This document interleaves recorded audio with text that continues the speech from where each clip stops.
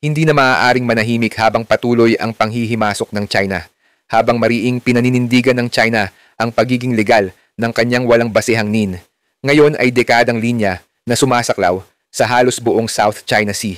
Maaari lamang nating isipin kung ano ang kayang gawin ng isang dambuhalang armada upang itaguyod ang kanilang okupasyon. Ayon sa pinakabagong datos mula sa Asia Maritime Transparency Initiative, AMTI, ng Center for Strategic and International Studies, patuloy ang presensya ng China sa South China Sea noong 2024 at nanatili ito sa mga karagatang pag-aari ng ibang bansa ng 1,939 na araw ng paglalayag ng mga barko.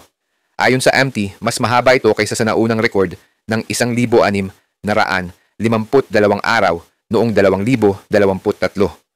Ang mga barko ng China ay nanatili ng pinakamatagal sa Luconia Shoals ng 359 na araw at sa Vanguard Bank ng 354 na araw. Nakita rin ang mga barko sa Scarborough Shoal ng 313 araw, sa Second Thomas Shoal ng 263 araw, sa Tito Island ng 241 araw, at sa Sabina Shoal ng 128 araw. Tulad ng itinuro ng AMT, ang China Coast Guard, CCG, ay kasing aktibo pa rin ng dati sa pagbabantay sa bawat sulok ng malawak nitong teritoryo sa South China Sea, na may mga bahagi na nasasakupan ang mga Exclusive Economic Zones, EEZ, ng ilang bansa.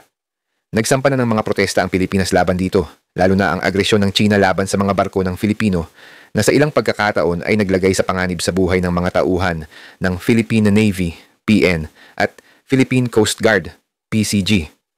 Gayon din, sa kabila ng presensya ng China sa Luconia Shoals, sinabi ng Malaysia na itutuloy pa rin nito ang mga proyekto ng eksplorasyon ng langis at gas sa loob ng kanyang EEZ, kabilang ang mga aktibidad sa Kasawari Gas Development Project sa Sarawak, Malaysia, Borneo.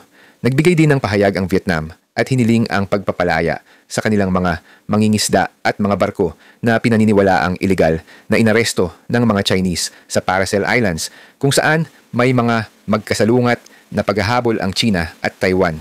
Mula Hulyo 2022 hanggang Pebrero 2025, nakapagsampa na ang pamahalaan ng Pilipinas ng 203 diplomatic protests laban sa China, at ang mga pinakabagong protesta ay dulot ng tinawag na ilegal na presensya ng China sa loob ng EEZ ng Pilipinas.